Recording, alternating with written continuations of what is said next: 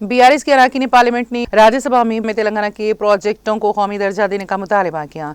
राज्यसभा में बीआरएस के अरकान राज्यसभा सुरेश रेड्डी और वी राजू रविचंद्रा ने अमरावती राजधानी बिल की हिमायत का ऐलान किया। उन्होंने कहा कि आंध्र प्रदेश रीऑर्गेनाइजेशन एक्ट के तहत तेलंगाना को मिलने वाली सहूलियात अभी तक फराहम नहीं की गई। अराकीन ने इस बात पर अफसोस जाहिर किया कि तकसीम के वक्त किए गए वादे पूरे नहीं हो रहे हैं। उन्होंने कहा कि तेलंगाना में एक भी प्रोजेक्ट को कौमी दर्जा नहीं दिया गया।